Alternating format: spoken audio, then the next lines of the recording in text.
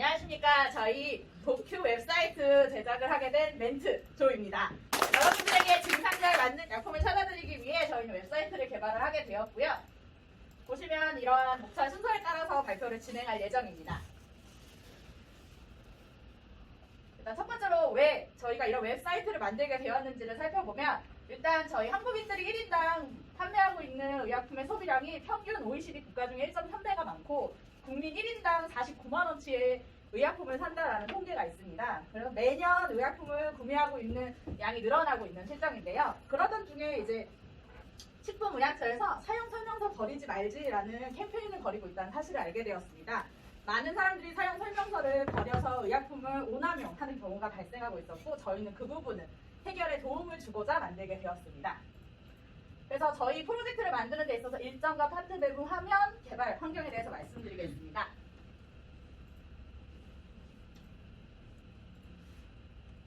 저희는 이제 기획부터 좀 시간이 촉박하게 진행이 되었는데요. 저 이미지 디자인까지는 계획적으로 들어갔으나 설계와 테스트부터는 조금 딜레이되는 현상이 있어서 조금 아쉬운 부분이 있었습니다.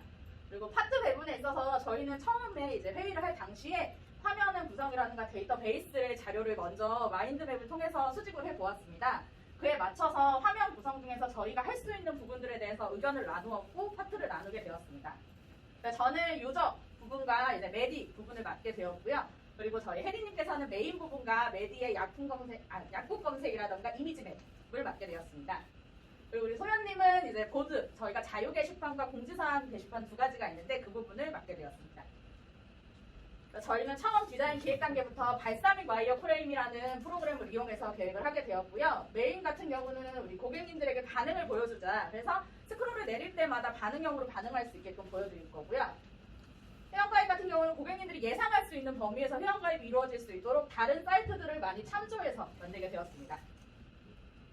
보드 같은 경우는 우리 고객님들이 익숙하게 사용하기 위해서 글쓰기의 위치라던가 아니면 페이지 내리션의 위치 부분을 많이 고려하였습니다.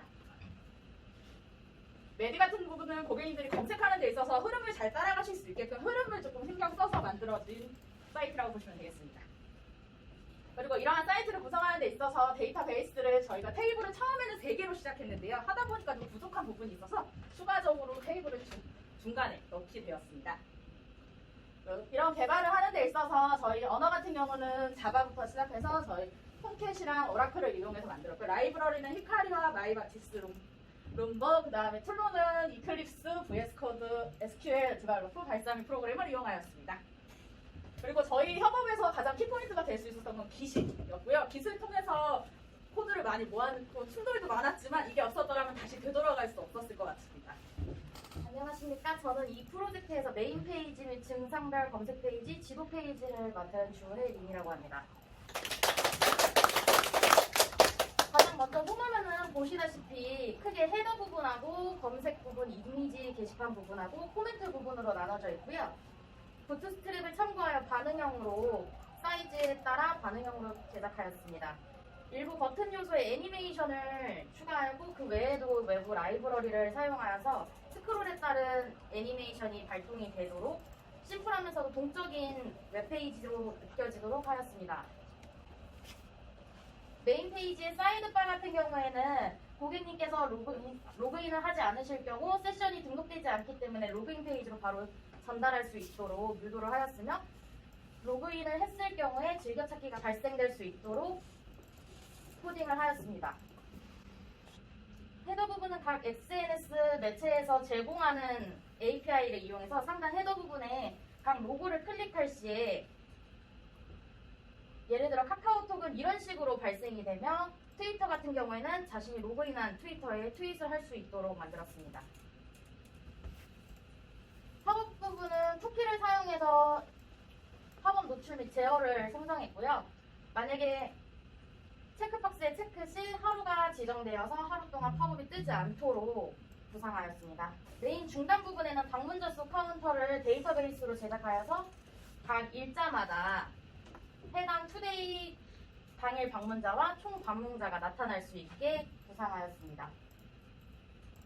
화면과 같이 증상별 검색 같은 경우에는 반응형으로 제작되어 휴대폰 사이즈에서도 알맞게 나타날 수 있게 만들었으며, 증상별 검색 페이지는 다양한 연령층이 이용할 수 있도록 이미지를 사용하여 가독성을 높게 하는 걸로 중점을 두었고, 각 이미지의 좌표에 따라서 우측 이미지와 태그가 각각 변동되도록 만들었습니다.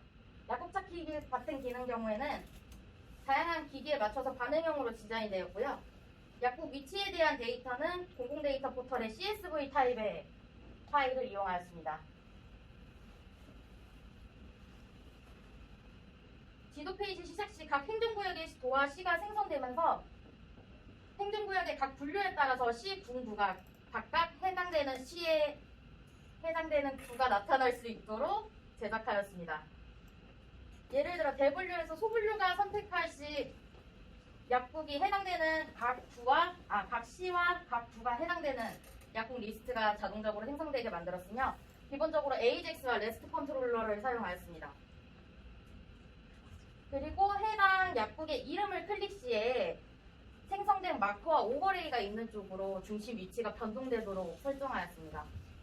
셀렉트 박스를 이용한 검색 외에 검색어만 입력했을 경우에는, 예를 들어 각 대분류, 중분류, 소분류를 선택을 안 할 시에 전국적으로 해당되는 키워드가 해당되는 약국 리스트를 반영하였으며, 만약에 없는 키워드로 약국을 검색할 시에 이런 식으로 포함된 약국이 없다라는 알림창을 뜨도록 설정하였습니다. 그리고 그 이외에 도와 시를 다 설정했을 경우에는 그 지역에 한해서만 해당되는 약국의 이름이 포함되는 약국 리스트로 노출이 됩니다. 여기서부터는 제가 담당한 아까 검색을 통해서 저희 키워드가 이쪽으로 넘어오게 됩니다. 그래서 이 키워드가 들어있는 데이터들만 리스트로 출력을 하였습니다. 여기서 조금 아쉬웠던 부분은 저희가 생산 판매 양에 따라서 리스트를 구현하고 싶었는데 비용을 추가해야 한다는 안타까움 때문에 가나다 순으로 정렬을 하게 되었습니다. 그리고 만약에 이게 생산 판매 순으로 되었다면 1, 2, 3 랭킹까지 표현이 될 수 있고요. 페이지 두 번째로 넘어갔을 때는 저 그림이 나오지 않게끔 구현이 되어 있습니다.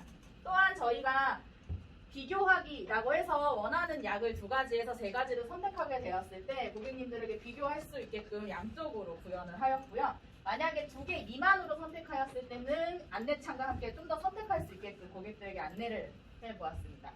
그래서 2가지와 3가지를 고객님들이 한 번에 비교할 수 있게 구현을 하였습니다. 3가지 이상도 생각을 해보았는데 저희가 반응형으로 만들다 보니까 4가지가 들어갔을 때 가독성이 조금 떨어진다는 의견이 있어서 2가지와 3가지까지만 구현을 하였습니다. 그리고 각각 페이지별로 즐겨찾기 버튼을 선택할 수 있고, 즐겨찾기를 했을 때는 오른쪽에 보이는 사이드바와 마이 페이지에 즐겨찾기한 내용이 모두 들어갈 수 있게끔 구현되었습니다. 잠시만. 앞쪽에서 설명을 조금 못 드린 것 중에 하나는 저희가 이걸 버튼을 누르고 떼고 누르고 뗄 때마다 페이지가 변화하는 게 아닌 아이작을 통해서 추가, 제거가 바로바로 이어질 수 있게끔 구성이 되었습니다. 그 다음 유저 화면입니다. 유저 화면은 앞서 보신 것과 같이 화면으로 구성이 되어 있고요. 웹에서 봤을 때 조금 단순해 보일 수 있지만 모바일 반응형으로 봤을 때는 훨씬 더 깔끔한 모습으로 고객님들 사용을 해보실 수 있게 구성되었습니다. 또한 고객님들 아이디 중복 확인은 아이작을 통해서 이루어졌으며, 아이디가 작성되지 않았을 경우 또는 이미 가입이 되어 있는 아이디일 경우, 그 다음에 가입이 되어 있지 않은 아이디일 경우 고객님들에게 안내를 할 수 있게끔 구성하였습니다. 그리고 주소 찾기 같은 경우도 저희 공공 IP 도로명 주소 API를 활용하여서 작성을 할 수 있게끔 팝업 형태로 구성을 하였고요. 작지만 저희 로고도 한번 박아봤습니다. 그리고 이런 주소는 거기서 제공하는 코드를 이용해서 활용하였습니다.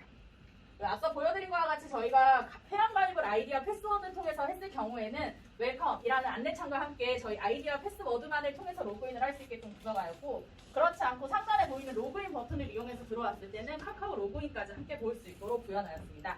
이거는 화면을 2개를 만들지 않고 하나의 화면에서 보이고 안 보이고의 값을 이용해서 만들 수 있었습니다. 그리고 로그인 했을 때도 말씀드린 쿠키 같은 경우도 선택했을 때와 선택하지 않았을 때 쿠키 값이 세팅되는 구조로 되어 있는데, 저희가 배웠던 쿠키의 형태 말고 라이브러리를 통해서 쿠키를 한번 가져와서 사용을 해봤습니다. 그랬더니 장점은 가독성이 확실히 조금 더 뛰어난 모습을 볼 수 있었습니다. 그리고 유저 페이지에서 마이 페이지 같은 경우는 앞서 말씀드린 것처럼 즐겨찾기랑 내가 쓴 글을 모두 고객님들에게 볼 수 있게 구성을 하였고요. 그래서 컨트롤러를 통해서 고객이 유저 정보와 보드 정보를 모두 가져와서 한 번에 나열할 수 있게끔 구성을 하였습니다. 그리고 여기도 페이지 내이션이 따로 움직이기 때문에 눌러보았더니 페이지가 다시 뜨는 것을 확인할 수 있었고, 고객님들이 그럼 불편해하실 것 같아서 여기에 포인터를 두고 다시 리다이렉트 했을 때 이쪽으로 스크롤이 바로 이동할 수 있게끔 구성을 해보았습니다. 그리고 회원 정보 수정 같은 경우는 일반적으로 알고 계신 내용의 아이디, 패스워드, 기본 정보 수정은 당연히 가능한 부분이었고요. 저희가 중점을 둔 부분은 이제 회원 탈퇴 부분입니다. 회원 탈퇴는 처음에는 이제 탈퇴를 많이 시키고 싶지 않아서 안 보이게 가둬두었다가 고객님들이 누르고 나면 회원 탈퇴를 할 수 있게 하였고, 회원 탈퇴 비밀번호를 입력했을 때 페이지 전환하는 것이 아닌 거기 세션에 들어있는 비밀번호 값과 비교해서 맞다면 넘어갈 수 있게 한 번 더 요청하는 페이지, 틀리다면 틀렸다라고 안내를 할 수 있게끔 구성하였습니다. 그리고 고객님들이 확인 눌렀을 때 탈퇴되었고 다음에 또 만나자라는 인사를 하면서 헤어졌습니다. 로그아웃은 바로 그냥 홈 화면으로 이동할 수 있게끔 구성하였습니다. 다음은 보드 화면입니다. 네, 그 화면을 맡게 되었고요. 여기는 자유 게시판입니다. 여기 보시면 지금 로그인이 안 돼 있는 상태에서는 글쓰기 버튼이 없습니다. 네, 로그인을 하게 되면은 여기 작게 이제 반응으로도 볼 수 있게 글씨가 글쓰기 버튼이 나타날 수 있게 만들었고요. 이렇게 나타납니다. 여기에 이제 저희가 이제 글쓰기 버튼 누르면은 글 작성하기로 이제 화면이 이제 변화했고요. 그러면 저희가 이제 보시면 그림을 첨부할 수 있게 해놨습니다. 이 그림을 첨부하고 이때는 비밀글 설정까지 클릭하시면은 비밀글 설정까지 해서 등록이 가능할 수 있게 만들었습니다. 여기 위에는 이제 등록한 후에 검색 버튼으로 작성자 글쓰기 죄송합니다. 작성자랑 그 제목이랑 이런 거 이제 선택해서 검색할 수 있게 만들어놨고요. 아까 비밀 설정하면 이렇게 옆에 등록할 버튼 옆에 생기고 크게 나타납니다. 저희 코드 쓴 것, 검색 코드 구현한 것 있고요. 서이치문을 활용해서 리스트 호출해갖고 글쓰기 버튼을 누르고 스타트로 등록 정지를 했습니다. 여기 보시면 상세 보기 페이지를 이동하시면은 저희가 파일을 저장했던 것을 다시 불러오는 그런 걸 보실 수 있으시고요. 수정할 때도 다시 불러와서 다시 파일을 다른 걸로 바꿀 수도 있습니다. 이렇게 다른 사진을 불러와서 하실 수 있으시고요. 제가 여기서 보냈던 거는 파일을 불러왔을 때 저장하고 다시 불러왔을 때의 코드가 생각보다 어려워가지고 좀 여기서 많이 집중하게 되었는데요. 저장할 때랑 불러올 때의 코드를 제가 다시 한번 보여드리고 싶어서 왔습니다. 근데 이 코드로 저는 보드 부유를 딱 하나 썼거든요. 이 보드 부유로 건강정보 게시판도 같이 구현을 했습니다. 여기에는 8개의 게시물로 이루어져 있고요. 여기도 역시 반응형으로 하나씩 볼 수 있게 5개 만들어놨습니다. 여기는 메인 페이지에 저희가 최근 게시글을 올리면은 최신글 3개를 볼 수 있도록 했고요. 여기 그림 하나하나 클릭하시면은 다시 상세 페이지로 이동할 수 있게 만들어놨습니다. 일단 여기까지 저희 화면 구성별 발표를 마치도록 하겠습니다. 그다음 저희가 이번 프로젝트를 통해서 느낀 점을 간단하게 말씀드려보고자 하는데요. 일단 저희가 느낀 점으로는 저는 이 프로젝트를 하면서 모델 단위화에 대해서 굉장히 중요하다고 깨달았습니다. 재사용을 사용할 때도 훨씬 더 편리했고 수정할 때 특히 빛을 발할 수 있었습니다. 또한 이렇게 단위별로 묶어서 주석을 달았을 때는 빨리 찾고 빨리 수정할 수 있어서 시간을 조금 더 단축할 수 있었던 것 같습니다. 그리고 저희가 협업을 하다 보니까 깃을 통해서 협업을 진행하였는데 중간에 코드가 한 번에 날아가는 경우가 있었습니다. 근데 깃은 모든 걸 갖고 있더라고요. 그래서 저희가 다시 코드를 찾을 수 있었던 좋은 경험이었던 것 같습니다. 저 같은 경우에는 메인 페이지를 총 2번을 제작했습니다. 처음에 만들었을 때 주변 사람들이 가독성이 많이 떨어진다는 이유로 한번 다시 업봄으로써 고객의 눈과 개발자의 눈이 다르다는 것을 느꼈고, 아작스와 레스트 컨트롤러를 작성하면서 비동기 방식에 대한 구조와 원리를 다시 되새길 수 있었습니다. 그리고 여러 에러를 고치면서 정상적으로 실행될 때 정말 날아갈 듯이 기뻤습니다. 저는 배운 것을 응용한다는 게 생각보다 더 버거웠지만 해결하기 위해 끝까지 노력했고요. 도움 주시고 도움을 주신 분들께 감사하고 협업의 의미를 갖게 다시 한번 와닿게 해준 저희 팀원들께 다시 한번 감사하다고 말씀드리고 싶습니다. 그리고 이번 프로젝트를 하면서 저희가 좀 아쉬웠던 부분은 제 컴퓨터에서만 그런 건지 모르겠지만 데이터베이스를 가져오는 데 있어서 문제가 조금 있었습니다. 그래서 한 개 한 개 데이터를 다 끌고 와야 하는 상황이 조금 아쉬웠고, 만약에 데이터를 조금 더 다양하게 가지고 올 수 있었다면 전처리 작업도 하고 페이지에 좀 더 다양한 구성을 해볼 수 있지 않았을까라는 아쉬움이 있습니다.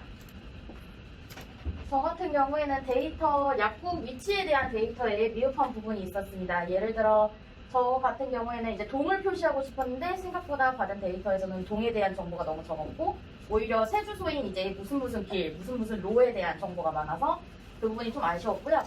그리고 여유가 된다면 현재 위치 기준으로 간격 2km 내 약국 위치를 마커로 표시했었으면 좋았을 것 같아요. 그리고 더 시간이 좀 넉넉했다면 굳이 라이브러리를 사용하지 않고 내 손으로 스크롤 위치에 따른 애니메이션을 구현하고 싶었다는 부분이 좀 아쉬웠습니다. 저는 건강관리 게시판에 사용자가 이제 권한을 줘서 관리자만 등록할 수 있게 만들고 싶었는데 아직 그거를 구현하지 못해가지고 그 점은 아쉬웠고요. 시크릿 모드에서도 이제 인터셉션을 주고 싶었는데 그 점을 못 막아서 일단 스크립트 처리로 막아주는 기능을 해놨습니다. 그런 점이 좀 아쉬웠습니다. 네, 지금까지 저희 발표 들어주셔서 너무 감사합니다. 한 달 동안 모두 함께 고생해주셔서 감사합니다.